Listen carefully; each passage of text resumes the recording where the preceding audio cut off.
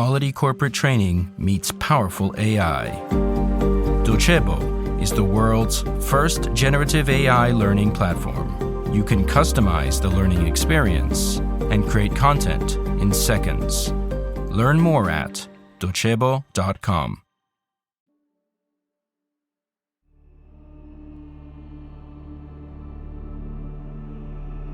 It was a cold winter morning of 1848, northwest of where today stands Sacramento, California, when a man called James Wilson Marshall found gold.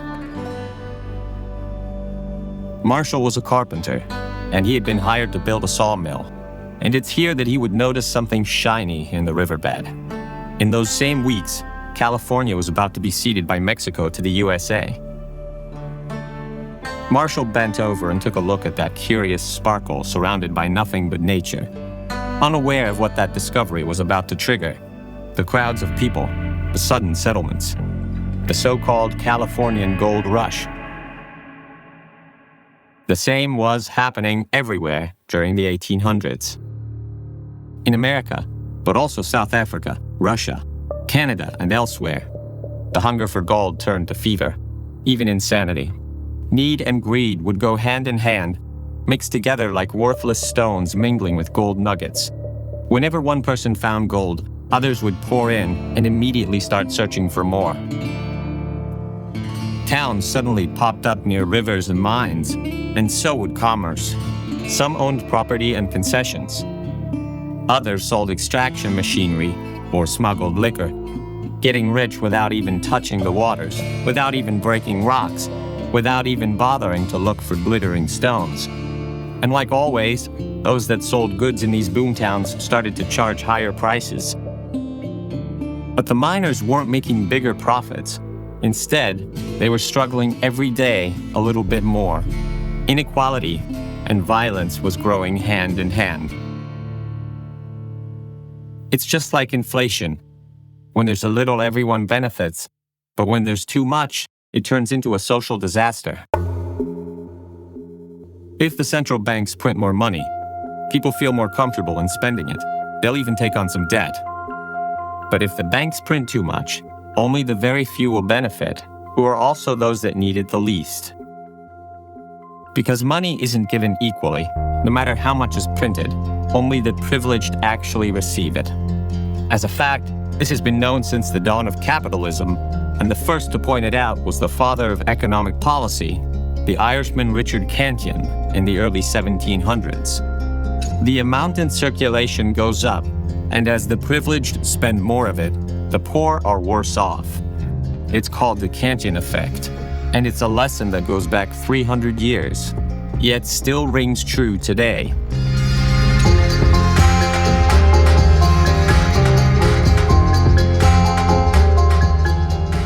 I am Guido Brera, and you're listening to Black Box, The Hidden Side of Finance, a podcast by Cora Media, sponsored by Docebo.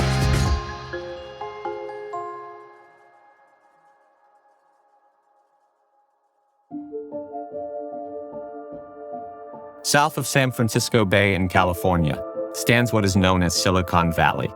It's only slightly above sea level itself, but if we look at it symbolically, Silicon Valley is, for global capitalism, a sort of pool that collects all the streams of commerce.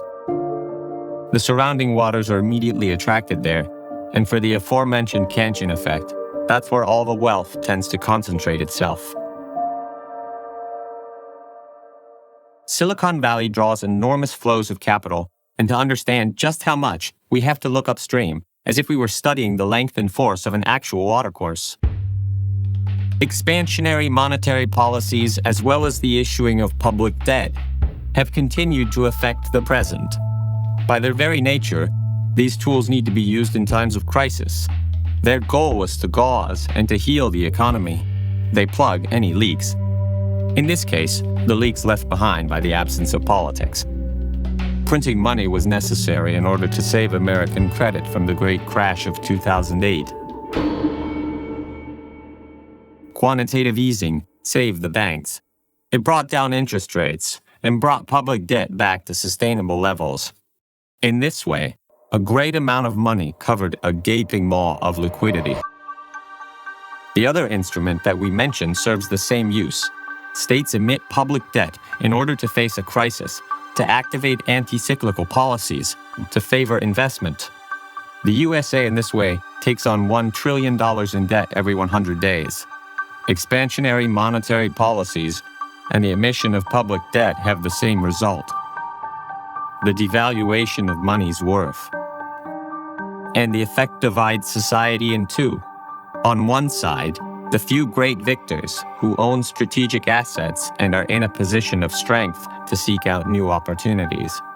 These people are protected and take full advantage of their privileges.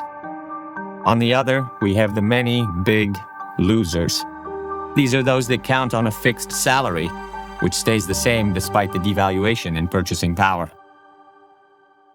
Economist Mark Faber explained this very well recently in his newsletter Gloom, Boom, and Doom report. In the end, owning so-called frothy assets is way better than just receiving a stable paycheck. Luxury cars, watches, modern art, even Bitcoin are much more than mere status symbols. They're a solid protection against any type of storm. They keep you warm and dry while the world drowns around you. As an example of this, Faber uses the 1958 surrealist painting, L'Ami Intime, by René Magritte, a 72 by 65 oil on canvas depicting a man with his back to us, wearing a bowler hat, gazing out of a window with a baguette and a glass of wine floating behind him. The artist celebrates the many faceless people, the common folk, to the point that the work itself is also informally known as the everyman. From Faber's point of view, the most interesting thing is that this painting was auctioned off in 1980 for £90,000, and now again in 2024 for more than £33,600,000. It's surreal but true. The artistic value of the work hasn't changed, but its value as an asset has. In the end, when inflation hits, the privileged can afford to hunker down, while the situation is critical for everyone else. Debt goes up, assets become more valuable, average salaries remain untouched. The boom of inequality, the concentration of wealth in the hands of the few, and the distancing of everyone else from resources and opportunities is a dramatic development of the last 30 years. We can't ignore the Kantian effect, a lesson that we continue to learn and learn again even 3 centuries later. Monetary policies were needed to fill the void left by politics, so quantitative easing was necessary. However, politics has continued to keep its distance even after, not getting involved in managing the sluice gates of monetary flows, and this is making the world an ever unequal place. There's a city to the north of Silicon Valley. It's called San Francisco, and it's almost a perfect representation of our future. In a roughly 47 square mile area, a large swath of poor people live just feet away from a few multi-billionaires, an army of victims to inequality. Less than 50 miles from Cupertino, from San Jose, and from Sand Hill Road, the venture capital of the world, San Francisco is a warning of things to come. Wherever wealth concentrates and it's easier to access capital, this is where social fractures open up the most. It's like in the 1800s, in the gold rush boomtowns. A lucky few got mega rich and everyone else was left out. Big winners and big losers. A brutal separation with no second places. The water flows downhill like always, but it continues to pour from the same fount. The fount of Richard Kantian's centennial description of social inequality.